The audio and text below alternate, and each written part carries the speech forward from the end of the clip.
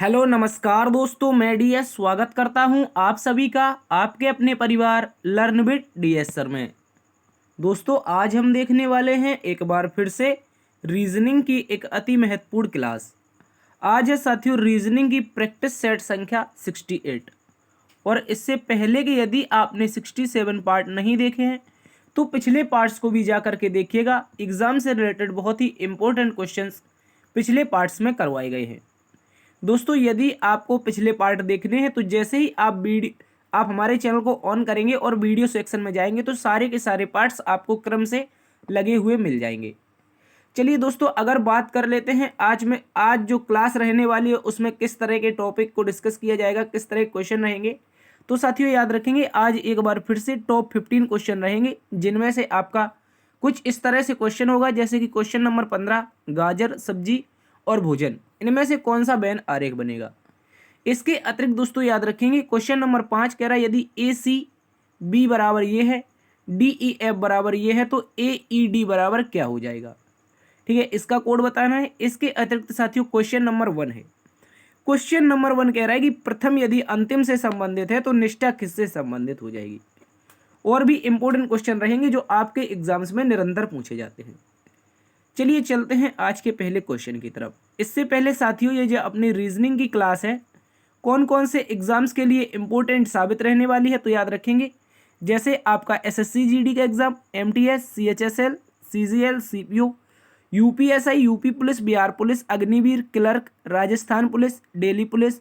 इसके अतिरिक्त railway, group D, NTPC, DFCCIL, ALP, IBPS, navy, Madhya Pradesh police, CRPF, DRDO, CISF, ITBP, CTET, DSSSB, UKPSC, दरोगा, UP triple SC PET, UPPSC, MPPSC, BPSC, super TET, UP PET तथा UP TET और भी प्रतियोगी परीक्षाएं साथियों जिनमें आपका रीजनिंग पूछा जाता है, उन सभी एग्जाम्स के लिए ये क्लास शानदार साबित होने वाली है। चलिए चलते हैं आज की अगली इन्फॉर्मेशन की तरफ। अगली इन्फॉर्मेशन ये है दोस्तों, यदि आपको इस क्लास का पीडीएफ चाहिए, तो आप क्या करेंगे, डिस्क्रिप्शन में दिए गए लिंक के माध्यम से, डिस्क्रिप्शन में आपको एक लिंक दिया जाएगा for join PDF for our Telegram. तो इस तरह से for PDF join our Telegram की लिंक मिलेगी, नीचे आप उस पर टच कर देंगे। जैसे टच करेंगे तो आपका टेलीग्राम खुल जाएगा और टेलीग्राम में कुछ इस तरह का लोगो बना हुआ मिलेगा आपको डीएस सर ऑफिशियल से, तो आप इसको भी ज्वाइन कर सकते हैं। ठीक है दोस्तों, चलते हैं आज के अगले क्वेश्चन की तरफ। आज का प्रथम क्वेश्चन आपके सामने है क्वेश्चन नंबर 1। क्वेश्चन नंबर 1 कह रहा है कि यदि प्रथम अंतिम से संबंधित है तो निष्ठा किससे संबंधित हो जाएगी। 4 ऑप्शन है, इनमें से आपको देख के बताना है कौन सा विकल्प सही उत्तर बनेगा। तो दोस्तों अगर बात की जाए प्रथम की, जो प्रथम होता है ये क्या होता है, प्रथम का जो विकल्प बनेगा विलोम। क्या बनेगा, प्रथम का जो विलोम बनेगा वो हमारा अंतिम बनेगा। उसी प्रकार अगर बात कर ले निष्ठा का विलोम की बात की जाए साथियों, निष्ठा का विलोम क्या होता है, निष्ठा का विलोम होता है अनिष्ठा। पर सर अब ऑप्शन में ही हमें अनिष्ठा नहीं दे रखा है, तो इसका राइट आंसर क्या बनेगा। तो दोस्तों याद रखेंगे निष्ठा का मतलब किसी के आप ऊपर ट्रस्ट करते हैं, किसी से ज़्यादा विश्वास करते हैं और आप निष्ठावान हैं किसी के प्रति, तो याद रखेंगे आपके साथ इसका विलोम बन जाएगा विश्वासघात। क्या बनेगा दोस्तों, याद रखेंगे विश्वासघात विलोम बनेगा। बहुत ही इंपॉर्टेंट क्वेश्चन है। यदि आप किसी के प्रति निष्ठावान हैं और वो आपके साथ विश्वासघात कर देता है तो आप उसके साथ जीवन भर के लिए संबंध तोड़ लेते हैं। तो ऐसा आपको याद रखना है, निष्ठा का विलोम अनिष्ठा होता है, लेकिन जब ऑप्शन में अनिष्ठा नहीं है तो इसका राइट आंसर क्या बनेगा, विश्वासघात बनेगा। बहुत इंपॉर्टेंट है, अच्छे से याद रखेंगे। चलिए दोस्तों चलते हैं आज के दूसरे क्वेश्चन की तरफ। आज का दूसरा क्वेश्चन आपके सामने है क्वेश्चन नंबर 2। क्वेश्चन नंबर 2 कह रहा है दिए गए प्रश्न में लुप्त संख्या ज्ञात कीजिए। यहाँ पर क्या बताना है, मिसिंग नंबर बताना है। मिसिंग नंबर कहाँ पर है, ये क्वेश्चन मार्क दे रखा है। दोस्तों किस तरह से इसको सॉल्व करेंगे, तो दोस्तों या तो हम बड़े से छोटे की ओर आए या फिर छोटे से बड़े की ओर जाएं। तो किस तरह से इसको सॉल्व कर सकते हैं, चलिए इसको देखते हैं। तो बहुत ही शानदार क्वेश्चन है। देखिए यहाँ पर क्या है, यहाँ पर अगर बड़े नंबर से देखा जाए तो कुछ घट रहा है निरंतर। और अगर यही क्रम एक बार घटाने का देख लिया जाए तो यहाँ पर 58 है और यहाँ पर 46 है। तो दोस्तों 58 माइनस 46 कितना बचेगा, 2 बचेगा, 1 बचेगा। यानी कि साथियों 12 यहाँ पर माइनस हुआ है। ठीक है, 12 माइनस हुआ है, याद रखेंगे। उसके बाद 46 से आते हैं 34 पर। 46 से जब 34 पर आएंगे तो दोस्तों यहाँ पर भी देखेंगे कि क्या हुआ है, 12 माइनस हुआ है। अब 34 से क्या क्वेश्चन मार्क की ओर आ सकते हैं? तो दोस्तों चेक करते हैं। देखिए 34 में यदि 12 माइनस कर दें, 34 में यदि 12 माइनस कर दें दोस्तों, तो क्या बचेगा? 2 बचेगा, 2 बचेगा, यानी कि 22 बचेगा। क्या किसी ऑप्शन में है? सर बिल्कुल, ऑप्शन नंबर 3 में दोस्तों हमारा सही उत्तर दे रखा है। ऑप्शन नंबर 3 साथियों हमारा सही उत्तर हो जाएगा। मोस्ट इंपोर्टेंट क्वेश्चन है, अच्छे से याद रखेंगे। क्या चल रहा है? बड़े नंबर से छोटे नंबर की ओर सर्कल को घुमाना है और सभी में -12 करते जाना है। चलिए इसको याद रखेंगे। चलते हैं अगले क्वेश्चन की तरफ। आज का अगला क्वेश्चन है क्वेश्चन नंबर 3। दोस्तों क्वेश्चन नंबर 3 एक बहुत ही शानदार क्वेश्चन है। आप इसका लॉजिक किस तरह से लगाएंगे जल्दी से कमेंट बॉक्स में बताइए। कह रहा दोस्तों दिए गए प्रश्न में लुप्त संख्याएं ज्ञात कीजिए। यहाँ पर दो प्रकार से हमें दो लुप्त संख्याएं बतानी है। दो नंबर ऐसे हैं जो मिसिंग है, यहाँ पर किस तरह से हो सकते हैं। तो दोस्तों यहाँ पर अगर देखें तो या तो हम कर लें प्लस, या कर लें माइनस, या मल्टीप्लाई, या फिर स्क्वायर या क्यूब के फॉर्म में चेक करें। ठीक है दोस्तों, जब भी ऐसा क्वेश्चन आता है तो इसको ऐसे ही सॉल्व करते हैं। तो दोस्तों यहाँ पर अगर देखा जाए, यहाँ पर अगर देखा जाए साथियों, तो आप देखेंगे ये क्या लिखा हुआ है? ये लिखा है 6 का स्क्वायर प्लस 6, 6 का स्क्वायर प्लस 6। और अगर इसको देखें साथियों तो ये लिखा है 5 का स्क्वायर प्लस 6। ठीक है, 5 का स्क्वायर प्लस 6, यानी कि पहले एक नंबर है बड़ा, उसके बाद अगला वाला जो नंबर बनेगा उसमें क्या कर देना है? -1 कर देना है। -1 करके स्क्वायर कर देना। पहले 6 का स्क्वायर था, अब की बार 5 का स्क्वायर है, लेकिन हर बार क्या जुड़ा है? 6 जुड़ा है। अब दोस्तों ऐसा कौन सा ऑप्शन है, देखते हैं स्क्वायर के नज़दीक। देखिए ये तो 64 दे रखा है और 64 में 6 जोड़ेंगे तो 70 बनना चाहिए। ये आपका क्या है? 79 है दोस्तों। 79 है जो 81 के नज़दीक है, यानी कि 9 का स्क्वायर -2 हो रहा है। और 86 को देखें तो -1 करके 8 का स्क्वायर -2 कर सकते हैं क्या? तो 64 आएगा और 2 जाएगा तो 62 आना चाहिए। तो दोस्तों यहाँ पर ये लॉजिक नहीं चल रहा है। अब इसका लॉजिक बहुत ही आसान था, बहुत आसान था क्रैक करना लॉजिक। देखिए यहाँ पर 31 में यदि हम दोस्तों 11 जोड़ दें, 31 में 11 जोड़ दें तो क्या हो जाएगा? हमारा 42 हो जाएगा। उसी प्रकार इन संख्याओं में देखें तो क्या 11 जोड़ के आंसर आ सकता है? देखिए 46 में यहाँ पर 7 जुड़ रहा है तो ये तो नहीं बनेगा। इसके बाद यहाँ पर कुछ घट रहा है, ये नहीं बनेगा। और यहाँ पर भी घट रहा है तो नहीं बनेगा। अब ऑप्शन बचता है हमारे पास ऑप्शन नंबर 1, यानी कि 97 और 86, इनका अंतर क्या है? 1 यानी कि 11। देखिए दोस्तों यदि 86 में हम 97 लाना है तो क्या करेंगे? यदि 86 का 97 लाना है तो 11 ऐड कर देंगे दोस्तों। इस तरह से हमारा सही उत्तर बन जाएगा ऑप्शन नंबर 1। इसको आप लोग याद रखेंगे। चलते हैं दोस्तों अगले क्वेश्चन की तरफ। अगला क्वेश्चन एक और इंपॉर्टेंट क्वेश्चन दोस्तों, समीकरण का क्वेश्चन, यानी कि गणितीय समीकरण को किस तरह से सॉल्व करेंगे ये बताना है। तो देखिए यहाँ पर कह रहा है निम्नलिखित समीकरण का मान बताइए। यहाँ पर क्या है? सबसे पहले 76 है। चलिए 76 है दोस्तों। इसमें कहीं भी आपको कोई भी सिंबल चेंज नहीं करना है, क्योंकि क्वेश्चन में हमसे कहा नहीं है, सीधा सा इसका सॉल्यूशन करना है। ठीक है, तो 76 है, उसके बाद माइनस है। ठीक है, उसके बाद माइनस है, एक छोटा कोष्टक है, छोटा कोष्टक। और यहाँ पर क्या है? 90 डिवाइड 5, तो क्या बचेगा? 18 बचेगा। यदि 90 में 5 का भाग देंगे तो 18 बचेगा। आगे मल्टीप्लाई हो जाएगा दोस्तों। अब छोटा ब्रैकेट है, उसके बाद क्या है? यहाँ पर देखेंगे तो दोस्तों बोर्ड मास का प्रयोग करते हैं। तो क्या करते हैं हम लोग? यहाँ पर डिवाइड पहले सॉल्व करते हैं। तो छोटा ब्रैकेट के अंदर 24 है। ठीक है, यहाँ पर क्या है? 24 है, तो यहाँ पर बचेगा 12। और 12 में से साथियों 24 जाएगा, 24 में से 12 जाएगा, क्योंकि यहाँ पर क्या है? ये नेगेटिव का निशान है। तो 24 में से 12 जाएगा तो कितना बचेगा? सीधा 12 लिख देते हैं। और यहाँ पर क्या है? पीछे से हमारा आ जाएगा डिवाइड बाई 3। क्या आ जाएगा? पीछे से डिवाइड बाई 3 आ जाएगा। इस तरह से बनेगा। ठीक है, डिवाइड बाई 3 और छोटा ब्रैकेट बंद, मझला ब्रैकेट बंद और बड़ा ब्रैकेट बंद, इस तरह से ये बन जाएगा। ठीक है, इस तरह से ये हमारा बन जाएगा। अब देखिए आगे चेक करते हैं। तो ये रहा 76, उसके बाद माइनस, यहाँ पर क्या हो जाएगा? छोटा ब्रैकेट के बाद मझला ब्रैकेट, उसके बाद मल्टीप्लाई। अगर डिवाइड कर दें तो कितना हो जाएगा? 4 हो जाएगा। ठीक है, अब ये ब्रैकेट बंद हो जाएंगे दोनों के दोनों। अब क्या बचता है? 76। यहाँ पर बच रहा है 76 और 18 चौके 72, 76 और 18 चौके 72, तो क्या बचेगा? 4 का बचेगा। क्या बचेगा? इनका अंतर 4 बचेगा। क्या किसी ऑप्शन में 4 है? सर ऑप्शन नंबर सी में 4 दे रखा है। इसका सही उत्तर ऑप्शन नंबर सी बन जाएगा। मोस्ट इंपोर्टेंट क्वेश्चन है जो आपके एग्जाम्स में पूछा गया था। चलते हैं अगले क्वेश्चन की तरफ। अगला दोस्तों क्वेश्चन नंबर 5 है और क्वेश्चन नंबर 5 कह रहा है यदि ACB को ये लिखा जाता है, DEF को ये लिखा जाता है, तो AED का कोड क्या हो जाएगा? बहुत ही इंपॉर्टेंट क्वेश्चन है, इसको याद रखेंगे। ठीक है, बहुत इंपॉर्टेंट है दोस्तों क्वेश्चन जो आपके एग्जाम्स में पूछा गया था, इसको आप लोगों को याद रखना है। चलिए देख लेते हैं A, उसके बाद C और B को, इनको क्या लिखा है? 1। अगर दोस्तों इनका प्लेस वैल्यू देखें, सबसे पहले प्लेस वैल्यू देखें, 1 है, यहाँ पर दोस्तों 3 है और यहाँ पर 2 है। और लिखा क्या गया है? इसको लिखा गया है, आप कहेंगे सर इसको लिखा गया है पहले तो 1 लिखा है, उसके बाद 9 लिखा है, उसके बाद 4 लिखा है, ठीक है, इसको ऐसे लिखा गया है। आगे इसी को चेक कर लेते हैं। आगे जब इसको चेक करेंगे तो यहाँ पर क्या है, डी, उसके बाद ई और एफ है।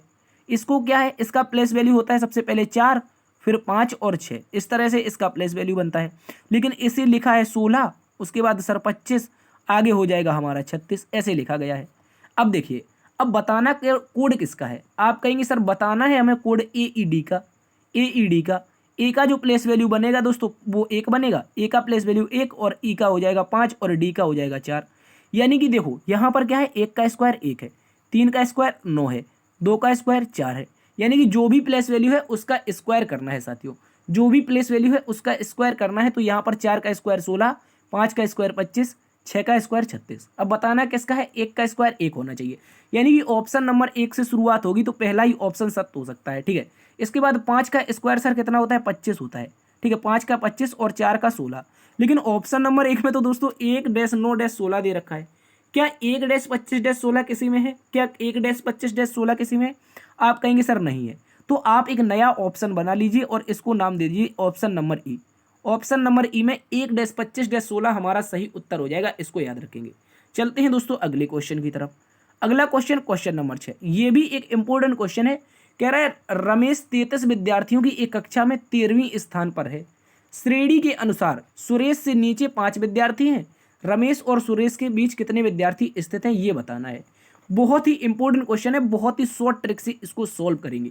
कैसे सॉल्व करेंगे, सबसे पहले हमें पता है जो टोटल स्टूडेंटों की संख्या है वो सर कितनी है, 33 है। इसको याद रखेंगे, कितनी हो जाएगी सर, 33 हो जाएगी। इसके बाद अब देखते हैं दोस्तों क्या हो जाएगा। सबसे पहली कक्षा है तो कुछ इस तरह से हमारी कक्षा बनेगी।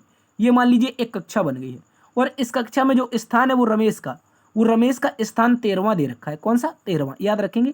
ये हमारा 13 स्थान हो गया R4 रमेश का, ठीक है। देखिए अब यहाँ पर ये पता नहीं चला कि नीचे से कि ऊपर से। आप मुझे एक बात बताइए सर, यदि आपकी एक कक्षा है, आपकी कक्षा में कोई विद्यार्थी पास या फेल होता है तो इसकी लिस्ट लगेगी। अगर आपको कहा जाए कि आप फर्स्ट आए हैं तो दोस्तों आप क्या बताएंगे कि हम नीचे से फर्स्ट आए। कोई व्यक्ति बताता है कि हम नीचे से फर्स्ट आए हैं, वो अगर बताएगा तो लास्ट बताएगा। अगर स्थान बताया है कि 13वां है तो यानी कि वो ऊपर से ही 13वां है, ये याद रखेंगे हमेशा। बहुत ज़्यादा जब भी ऐसा ना दे तो आपको हमेशा ऊपर से ही मानना है स्थान। अगर नीचे से बोलेगा तो वो लिख के देगा क्वेश्चन में, अगर लिख के नहीं देगा तो उसका स्थान हमेशा ऊपर से माना जाता है। चलिए अब आगे देख लेते हैं। आगे एक बंदा और है जिसका नाम है, कह रहा है श्रेणी के अनुसार सुरेश किससे नीचे 5 विद्यार्थी हैं। यानी कि कोई सुरेश नाम का लड़का है, मान लीजिए ये आपका सुरेश नाम का लड़का है यहाँ पर इस कक्षा से, इस श्रेणी से, और इस सुरेश नाम के लड़का के नीचे ये सुरेश हो गया, इसके नीचे जो स्टूडेंटों की संख्या है वो कितनी है सर, 5 है। तो दोस्तों इसका स्थान कौन सा बनेगा, 6वां बनेगा, ठीक है। ऊपर से एक व्यक्ति का स्थान 13वां, नीचे से एक व्यक्ति का स्थान 6वां, तो इन दोनों के बीच स्टूडेंट की संख्या बतानी है। यहाँ पर यदि हम इस तरह से कर दें, यदि हम इनको इस तरह से कर दें तो बीच में स्टूडेंट पता चल जाएंगे। आप कहेंगे सर बिल्कुल चल जाएंगे। देखिए R4 रमेश का स्थान है 13 और S4 ये क्या है, S4 हमारा सुरेश है और सुरेश का स्थान में 6 पता चल जाएगा। सुरेश का स्थान 6वां पता कैसे चला है, क्योंकि उसके पीछे अगर 5 विद्यार्थी हैं तो दोस्तों वो क्या हो जाएगा हमारा, वो हमारा हो जाएगा, याद रखेंगे, सॉरी वो हमारा क्या हो जाएगा, उसके 6वां स्थान हो जाएगा, क्योंकि 5 नीचे हैं तो अगला सुरेश आएगा तो सुरेश का स्थान कौन सा, 6वां हो जाएगा। चलिए इनको जोड़ते हैं। सुरेश और रमेश टोटल मिलाकर कितने स्टूडेंट हो जाएंगे, इनके आगे पीछे मिलाकर हो जाएंगे दोस्तों 19 स्टूडेंट, ठीक है। सुरेश रमेश सहित कुल 19 स्टूडेंट अलग हो गए। और पंक्ति कितने की थी सर, पंक्ति 33 की थी, 19 स्टूडेंट अलग हो गए, बचेगा 4, बचेगा 1, यानी कि 14 स्टूडेंट आ जाएगा। और इन दोनों के बीच में ऑप्शन नंबर बी के अनुसार कितने स्टूडेंट हो जाएंगे सर, 14 स्टूडेंट हो जाएंगे। बहुत इंपॉर्टेंट क्वेश्चन है, अच्छे से आप लोग याद रखेंगे। चलते हैं दोस्तों अगले क्वेश्चन की तरफ। अगला क्वेश्चन साथियों क्वेश्चन नंबर 7 है। क्वेश्चन नंबर 7 कह रहा है कि एल ओ का पति है, एल नाम का शख्स है, ओ का पति है, क्यू ओ की सास है, पी एल की बहन है और पी का विवाह आर से हुआ है, आर का बेटा टी है, क्यू टी से किस प्रकार संबंधित है। चलिए इसको बनाते हैं। सबसे पहले हमें बताना है सर एल नाम का जो शख्स है ये पति किसका है, ये पति हो जाएगा दोस्तों। एल नाम का जो शख्स बनेगा ये पति बनेगा, और पति बनेगा तो इसको क्या लगाएंगे, पॉजिटिव लगाएंगे, ठीक है। जब भी कोई व्यक्ति पति बनता है इसकी शादी करवा देते हैं किससे, ओ से शादी हो जाएगी। चलिए ये हो गया ओ, एक मिनट, ये हो गया हमारा ओ, और ओ से शादी हो जाएगी तो ओ पत्नी हो जाएगी। आगे कह रहा है क्यू ओ की सास है, तो ओ की सास कैसे बनेगी, जब इसके पति की माँ होगी, जब इस पत्नी के पति की माँ होगी तभी तो वो क्यू सास बनेगी होगी। आप कहेंगे सर बिल्कुल। आगे कह रहा है पी एल की बहन है। एल की बहन कौन है सर? पी है। तो पी नाम की लड़की यहाँ पर आ जाएगी और ये लड़की है तो एल की बहन हो गई है। ठीक है, आगे आगे कह रहा है पी का विवाह आर से हुआ है। अब देखिए बहन भी कंवारी नहीं है, इसका विवाह कर दिया एल ने, अपनी बहन का विवाह कर दिया आर से। ठीक है, आर से विवाह हो गया तो ये पति पत्नी हो गए। अब कह रहा है दोस्तों आर का एक बेटा है। आर का बेटा कहां पर बनेगा? इन दोनों दंपत्ति का बेटा बन जाएगा जिसका नाम है साथियों टी, और टी को पॉजिटिव लगा देंगे क्योंकि ये बेटा है। अब देखिए कह रहा है क्यू टी से किस प्रकार संबंधित है। हम कहेंगे सर से किसके साथ लगाए? सबसे इंपॉर्टेंट है से किसके साथ लगाए, और से लगा है टी के साथ। तो टी क्या कहेगा? टी कहेगा कि ये मेरी माँ है। दोस्तों ये कहेगा कि ये मेरी माँ है, और मेरी माँ की माँ क्या होती है? मेरी माँ की माँ बनेगी वो मेरी दोस्तों नानी बनेगी। क्या बनेगी? मेरे माँ की माँ मेरी नानी बनेगी। जबकि अगर पिता की माँ बनती तो दोस्तों वो दादी बन जाती। ठीक है, माँ की माँ नानी। बहुत इंपॉर्टेंट क्वेश्चन है, अच्छे से याद रखेंगे। ऑप्शन नंबर सी सही उत्तर होगा। चलते हैं अगले क्वेश्चन की तरफ। अगला क्वेश्चन साथियों क्वेश्चन नंबर 8। क्वेश्चन नंबर 8 कह रहा है एक श्रृंखला दे रखी है, दी गई अक्षर श्रृंखला में प्रश्न चिन्ह के स्थान पर आकर श्रृंखला को कौन सा विकल्प पूर्ण करेगा। ठीक है, चलिए देख लेते हैं। सबसे पहले इनका प्लेस वैल्यू लिखते हैं। ए का जो प्लेस वैल्यू बनेगा बहुत इंपॉर्टेंट है, अच्छे से आप लोग इसको देखेंगे। ठीक है, इसको आप लोग अच्छे से देखेंगे, यहां पर इसको लिख रहे हैं। ए का प्लेस वैल्यू बनेगा 1, उसके बाद ई का बनेगा साथियों 5, एच का बनेगा 8 और यहां पर जे का बन जाएगा 10।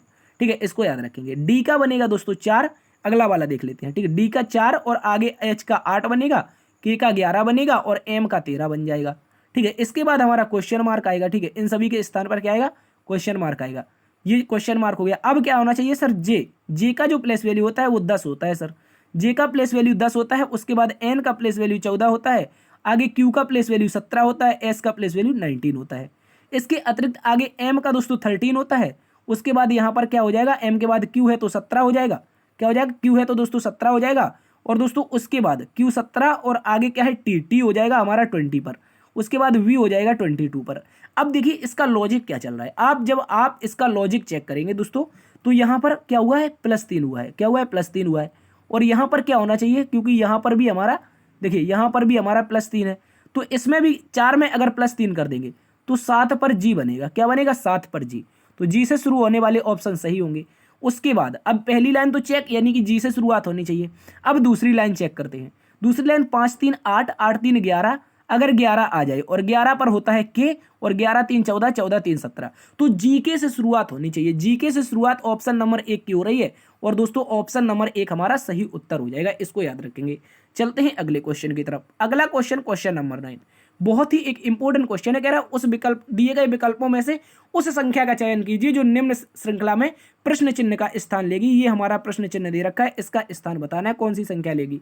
चलिए देख लेते हैं, इस क्वेश्चन को भी देख लेते हैं। बहुत शानदार क्वेश्चन है। कह रहा है 53 से हुआ है 56 और 56 से बचे हैं 50, 50 से क्या होना चाहिए और आगे 47 बचा है। ठीक है, उसके बाद क्वेश्चन मार्क। तो दोस्तों जब भी आपका श्रृंखला में क्या हो, पहले नंबर बढ़े उसके बाद घटे, फिर बढ़े फिर घटे, तो इस श्रृंखला को हम दोस्तों अल्टरनेट सॉल्व करते हैं। कैसे? अल्टरनेट। तो यहां पर हमारा 53 है, उसके बाद साथियों 56 है, उसके बाद 50 है, आगे हमारा क्वेश्चन मार्क है, आगे 47 है और आगे क्या है? 62 है। इस तरह से बनेगा। ठीक है, क्या हो जाएगा? 47 और 62, इस तरह से बनाना है। चलिए सॉल्व करते हैं इसको हम लोग। तो अल्टरनेट चेक करना है। अल्टरनेट मतलब पहले से तीसरा। ठीक है, पहले से तीसरा को चेक करेंगे तो क्या बनेगा ये बताना है। ठीक है, इस तरह से बनेगा। और यहाँ पर देख लीजिए आप लोग। तो दोस्तों यहाँ पर 53 से 50 बचा है, आप कहेंगे सर -3 हुआ है।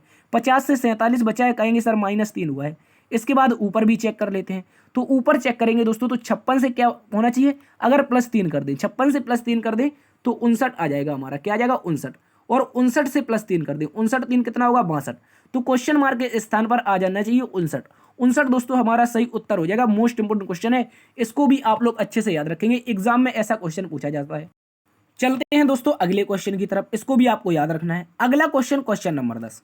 क्वेश्चन नंबर 10 एक और इंपॉर्टेंट क्वेश्चन कह रहा है अगली आकृति ज्ञात कीजिए। यहां पर बताना है क्वेश्चन मार्क के स्थान पर कौन सी आकृति इस क्वेश्चन को पूरा करेगी। बहुत शानदार क्वेश्चन है, याद रखेंगे। चलिए अगर देख लेते हैं, सबसे पहले तो हमें एक क्या दिखाई दे रहा है? एरो दिखाई दे रहा है जिसकी दिशा ऊपर की ओर है। दूसरी ओर एरो एक बार नीचे है, दूसरी बार ऊपर है, यानी कि पहला ऊपर था, दूसरा पहला नीचे, दूसरा ऊपर, फिर आगे डबल, 2 नीचे 1 ऊपर, फिर ट्रिपल नीचे, फिर ट्रिपल नीचे 1 ऊपर, फिर 4 नीचे दिखाई दे रहा है, 1 2 3 और 4, और इसके बाद 1 ऊपर दिखाई दे रहा है। तो अब क्या आना चाहिए? तो दोस्तों देखो, पहले एक ऊपर आया। ठीक है, याद रखेंगे, पहले 1 नीचे आया, उसके बाद 2 नीचे आया, उसके बाद 3 नीचे, अब की बार 4 नीचे। तो अगली बार कितने 5 नीचे आने चाहिए, ठीक है। 4 तो इस तरह से, 5 इस तरह से, और अगला शेष हमारा जो बनेगा वो 1 ऊपर चला जाएगा। यानी कि शुरुआत के 4 नीचे और 5वां नीचे। शुरुआत के 4 नीचे नहीं है, गलत उत्तर है। शुरुआत के 4 नीचे नहीं है, गलत उत्तर है। शुरुआत के 4 नीचे हैं, 5वां नीचे होना चाहिए, लेकिन यहाँ पर ऊपर, तो ये गलत हो गया। अब बचा हमारे पास ऑप्शन ये वाला, इसको ऑप्शन अगर सी नाम दे दें तो ऑप्शन नंबर सी हमारा सही उत्तर हो जाएगा। इसको याद रखेंगे, मोस्ट इंपोर्टेंट क्वेश्चन है, यही हमारा सही उत्तर बनेगा। चलते हैं अगले क्वेश्चन की तरफ। अगला क्वेश्चन दोस्तों क्वेश्चन नंबर 11। क्वेश्चन नंबर 11 कह रहा है निम्नलिखित किस विकल्प में निम्नलिखित शब्दों का वह क्रम दिया गया है जिस क्रम में वे अंग्रेजी शब्दकोश में आते हैं। यानी कि अंग्रेजी का शब्दकोश बताना है। तो जब भी ऐसा क्वेश्चन आता है क्या करेंगे, हम समान नंबर देखते हैं, ठीक है। समान नंबर देखें तो अगर पहले विकल्पों को भी चेक कर लिया जाए तो विकल्प अगर हम देखें दोस्तों 5 से शुरुआत हो रही है, यानी कि 5वें नंबर को हमें चेक नहीं करना है, ठीक है। 5वें को चेक नहीं करना है, 5वें से शुरुआत हो रही है। अगर अगले वाले को चेक कर लेंगे तो समझ में आ जाएगा कौन सा उत्तर बनेगा। चलिए देख लेते हैं। पहले क्या है, एम ए, और इसमें भी एम ए, सब में, सभी में एम ए है। अगर ऑप्शन नंबर 1 से देखें तो तीसरा वाला नंबर 18 पर आ रहा है दोस्तों, और ऑप्शन नंबर 2 में देखें तो तीसरा वाला नंबर 18 पर आ रहा है, और ऑप्शन नंबर 3 में देखें साथियों, ऑप्शन नंबर 3 में देखें तो दोस्तों जो तीसरा वाला नंबर है वो 20 पर आ रहा है, और अगर ऑप्शन नंबर 4 में देख लें तो तीसरा वाला नंबर 11 पर आ रहा है। यानी कि 5 के बाद 4 आना चाहिए सर, 5 के बाद 4, ऑप्शन नंबर 2 3 गलत हो गए। इसके बाद क्या आना चाहिए, अब ये भी जरूरी है। अब यानी कि 2 और 3, 5 के बाद या तो 2 आना चाहिए या तो 3 आना चाहिए। 2 और 3 इनमें चेक करना है, ठीक है। 5 के बाद 4 तो निश्चित हो गया, अब 2 और 3 में चेक करना है। 2 और 3 में चेक करते हैं, ठीक है, क्योंकि यहां पर 3 है, यहां पर 2 है, इसलिए 2 3 में चेक करते हैं। तो 2 में क्या है, बी दे रखा है, चौथे स्थान पर बी दे रखा है, यानी कि विकल्प इसका प्लेस वैल्यू बी का 3 बनता है। और तीसरे में अगर देखें चौथे स्थान पर सी दे रखा है, सॉरी प्लेस वैल्यू बी का बनेगा साथियों 2, बी का क्या बनेगा, बी का 2 बनेगा और सी का 3 बनेगा, ठीक है। बी का 2 बनेगा कहां पर, यहां पर बनेगा, और सी का 3 बनेगा, ठीक है। इस तरह से बनेगा, तो इसको आप लोग अच्छे से याद रखेंगे। तो 18 के बाद 2, 18 के बाद 2 मतलब ये कौन सा ऑप्शन है सर, 2 नंबर है। यानी कि 18 के बाद 2 नंबर में क्या आ रहा है, 2 आ रहा है, यानी कि 2 नंबर आना चाहिए। पहले 5 फिर 4 फिर 2, 5 4 2 से जो शुरू होगा वो दोस्तों हम कहेंगे ऑप्शन नंबर 4 शुरू होगा। ऑप्शन नंबर 4 दोस्तों हमारा सही उत्तर हो जाएगा। मोस्ट इंपोर्टेंट क्वेश्चन है, अच्छे से याद रखेंगे। चलते हैं अगले क्वेश्चन की तरफ। अगला क्वेश्चन सिलोजिज्म का क्वेश्चन है, कह रहा है कथन निष्कर्ष दिए गए हैं। चलिए सॉल्व करते हैं सीधा इसको। सबसे पहले कह रहा है सभी फूल क्या है, पत्तियां हैं। जितने भी दोस्तों F4 फूल हैं, याद रखेंगे, यहां पर बना देते हैं F4, जितने भी फूल हैं वो सारे के सारे क्या हैं, वो सारे के सारे सर पत्तियों के अंतर्गत आ रहा है, P4 पत्तियों के अंतर्गत, ठीक है। आगे क्या कह रहा है, आगे कह रहा है सभी पत्तियां तने हैं। जितनी भी पत्तियां हैं दोस्तों वो सारी की सारी पत्तियां किसके अंतर्गत आ रही हैं, आप कहेंगे सर T4 तने के अंतर्गत आ रही हैं, ठीक है। ये हो गया T4 तना। अब आगे कलर चेंज कर लेते हैं, कह रहा है कुछ तने जड़ हैं। कुछ तने, मान लीजिए इतने इतने से जो तने हैं, कौन से, ये वाले इतने इतने से जो तने हैं दोस्तों वो क्या हो जाएंगे, हमारे J4 जड़ हो जाएंगे, ठीक है। ये तने का पार्ट क्या हो जाएगा, जड़ हो जाएगा, इसको याद रखेंगे, ठीक है। अब निष्कर्ष को चेक करते हैं। अब निष्कर्ष को अगर चेक करें तो पहले में कह रहा है कुछ तने पत्तियां हैं। क्या कुछ तने दोस्तों पत्तियां हैं, तने कहां पर हैं, आप कहेंगे तने हमारे ये वाले हैं, ठीक है, और पत्तियां ये वाली हैं। यानी कि बाहर से अंदर की ओर जाना है, और बाहर से जब भी अंदर की ओर जाते हैं क्या होता है, हमारा सही होता है, ठीक है। बाहर से अंदर की ओर जाने का मतलब है हमारा ऑप्शन नंबर यानी कि निष्कर्ष नंबर 1 क्या हो जाएगा दोस्तों, निश्चित हो जाएगा, यानी कि सही हो जाएगा। इसके बाद दूसरा ऑप्शन देते हैं, कह रहा है कुछ फूल जड़ हैं। कुछ फूल, फूल का पार्ट ये है, जड़ का पार्ट ये है, इनका संबंध दिखाई नहीं दे रहा है। हो सकता है हो जाए, हो सकता है ना हो, तो इस तरह से क्लियर पता नहीं चल रहा है। क्लियर पता नहीं है तो गलत है, ठीक है, याद रखेंगे। अब आगे कह रहा है कुछ पत्तियां फूल है। कुछ पत्तियां ये रही P4 पत्तियां, ये रहा फूल, यानी कि P बाहर है, F अंदर है, तो बाहर से अंदर की ओर ही तो जा रहे हैं। बाहर से जब अंदर की ओर जाएंगे तो हमारा सही हो जाता है, कुछ वाला हमेशा सही होता है, तो ये भी सही हो जाएगा। यानी कि निष्कर्ष नंबर 1 और निष्कर्ष नंबर 3 अनुसरण करते हैं, और ऑप्शन नंबर 1 के अनुसार हमारा ये सही उत्तर हो जाएगा। निष्कर्ष नंबर 1 और निष्कर्ष नंबर 3 अनुसरण करते हैं। चलते हैं दोस्तों अगले क्वेश्चन की तरफ। अगला क्वेश्चन दोस्तों क्वेश्चन नंबर 13 है, कह रहा है निम्नलिखित प्रश्न में विषम को ज्ञात कीजिए। यहाँ पर एक टमाटर है, आलू है, गाजर है और प्याज है। सारी की सारी सब्जियां दे रखी हैं। अब बताइए इसमें क्या विषम हो जाएगा, जल्दी से बताना है आपको कमेंट बॉक्स में क्या इसका विषम हो जाएगा। अब देखिए अगर हम बताएं तो क्या विषम होगा। देखिए टमाटर क्या है, टमाटर एक सब्जी है। अब बहुत सारे विद्यार्थियों के मन में आ रहा है सर कहीं कहीं हमने सुना है कि टमाटर एक फल है, टमाटर एक सब्जी है, याद रखेंगे। लेकिन अब आगे देखा जाए तो ये क्या है, आलू है, ये क्या है, प्याज है, ये क्या है, गाजर है। तो ये तीनों ऑप्शन एक समान है। कैसे हैं सर, देखिए यहाँ पर फल और सब्जी से मतलब नहीं है, यहाँ पर इसलिए मतलब है कि ये जो तीनों ऑप्शन है BCD, ये सारे के सारे जमीन के अंदर होने वाली सब्जियां हैं। गाजर को हम उखाड़ के खाते हैं, आलू को हम उखाड़ के खाते हैं और प्याज को हम उखाड़ के खाते हैं, लेकिन टमाटर को कैसे खाते हैं? तोड़ के खाते हैं। ये पेड़ में लगता है, बाद बाकी सब जमीन के अंदर होती हैं। तो इस तरह से टमाटर विषम हो जाएगा। चलते हैं अगले क्वेश्चन की तरफ। अगला क्वेश्चन एक और शानदार क्वेश्चन, डायरेक्शन एंड डिस्टेंस। कह रहा है एक शाम राजा सूर्य की ओर चलना शुरू किया, कुछ देर चलने के बाद वह अपने दाएं मुड़ा, फिर दाएं मुड़ा, थोड़ी देर चलने के बाद फिर से दाएं मुड़ गया। अब वह किस दिशा में जा रहा है इसको देख लेंगे। चलिए, सबसे पहले सूर्य शाम है, तो शाम में सूर्य कहां पर होगा? सर हमें पता है जो हमारा सन होगा वो वेस्ट दिशा में हो जाएगा। कौन सी दिशा में? वेस्ट दिशा में। इसको आप लोग अच्छे से याद रखेंगे, ठीक है। ये रहा सन। अब कह रहा है सूर्य की ओर चलना शुरू किया किसने? राजा नाम के लड़के ने। क्या नाम है राजा का? क्या नाम है लड़के का? राजा। चलिए, वो कुछ दूर चला, ठीक है, मान लीजिए कुछ भी दूर चला, निश्चित नहीं है क्योंकि इसमें क्या है, दिशा दे नहीं रखी है। उसके बाद कह रहा है वह दाहिनी ओर मुड़ा। अब देखिए, मैं पश्चिम में जा रहा हूं और मुझे दाहिने मुड़ना है, तो मैं दाहिने मुड़ूंगा तो कहां पर जाऊंगा? ऊपर की ओर चला जाऊंगा। कहां पर? ऊपर की ओर। दाहिने मुड़ गया। उसके बाद फिर से दाएं मुड़ना है। अब उत्तर में मेरा मुख है और दाएं मुड़ना है, तो पूरब में चला जाऊंगा, ठीक है। ठीक है, इसके बाद अगर देखा जाए तो इसके बाद आगे कह रहा है, देखिए, एक बार दाहिना, दो बार दाहिना, मुड़ गया। अब कह रहा है थोड़ी देर चला, थोड़ी देर चलने के बाद वह फिर से दाएं मुड़ गया, मतलब यही नहीं रुका, फिर से दाएं मुड़ गया, ठीक है, ये फिर से दाएं मुड़ गया। अब क्या कह रहा है? अब वह किस दिशा का सामना कर रहा है, यानी कि इसका मुख किस दिशा में? आप कहेंगे सर दक्षिण दिशा में। कौन सी दिशा में? सर दक्षिण दिशा में। क्या किसी ऑप्शन में है? ऑप्शन नंबर 1 में दे रखा, ऑप्शन नंबर 1 सही उत्तर हो जाएगा। मोस्ट इंपोर्टेंट क्वेश्चन है। चलते हैं अगले क्वेश्चन की तरफ। अगला क्वेश्चन एक और शानदार क्वेश्चन, सिलोजिज्म का। सिलोजिज्म का शानदार सा क्वेश्चन है। कह रहा है गाजर, सब्जी और भोजन में कौन सा बेन आरेख बनेगा? क्या बताना है? सबसे पहले है गाजर, गाजर के बाद फिर है दोस्तों सब्जी, ठीक है, सब्जी, सब्जी के बाद क्या है? भोजन है। तो इसी तरह से बना देंगे। कैसे? देखिए, याद रखेंगे। सबसे पहले क्या आ जाएगा? सबसे पहले हम बनाएंगे G4 गाजर को, G4 गाजर को बनाएंगे। और गाजर क्या है? एक प्रकार की सब्जी। अभी हमने देखा था गाजर क्या है? एक प्रकार की सब्जी है। और सब्जियां जो होती हैं वो किसके अंतर्गत आती हैं? सब्जियों का क्या करते हैं? हम भोजन करते हैं, यानी कि ये हमारी भोजन के अंतर्गत आ जाएंगी, ठीक है। तो इस तरह का आरेख बनेगा, यानी कि 3 सर्कल एक दूसरे के ऊपर होना चाहिए। ऑप्शन नंबर ए हमारा सही उत्तर हो जाएगा। मोस्ट इंपोर्टेंट क्वेश्चन है, इसको भी याद रखेंगे। तो दोस्तों, ये थे आज के टॉप 15 क्वेश्चन। आशा करते हैं जो आज हमने टॉप 15 क्वेश्चन कवर किए हैं ये आपको पसंद आए होंगे। यदि साथियों पसंद आए हैं तो एक बार से क्या करना है, हमेशा की तरह सेशन को दोस्तों में ज़्यादा से ज़्यादा शेयर करना है। अभी तक लाइक नहीं किया तो लाइक कर दीजिए और अपने चैनल को ज़्यादा से ज़्यादा सब्सक्राइब जरूर करवाइए, ठीक है। हम आपके लिए निरंतर प्रैक्टिस सेट ला रहे हैं, कभी कभी बीच पे टॉपिक वाइज भी क्लास लाते हैं। पिछली क्लास हमने आपके लिए सादृश्यता की एक शानदार सी क्लास करवाई जिसमें शब्द सादृश्यता के यानी कि वर्ड एनालॉजी के 15 क्वेश्चन शामिल किए। अगला जब संडे आएगा तो उसमें क्या करेंगे, हम आपके लिए एक संख्या सादृश्यता लेते आएंगे। तो आप अपने चैनल को सब्सक्राइब कर सकते हैं, ठीक है दोस्तों। ज़्यादा से ज़्यादा क्लास को शेयर कीजिए और यदि अभी तक शेयर नहीं किया तो शेयर जरूर कर दीजिए। देखते रहिए आपका अपना YouTube channel learn with DS sir. मिलते हैं कल एक नई क्लास में नई ऊर्जा के साथ। तब तक के लिए अपना ख्याल रखना। जय हिंद, जय भारत।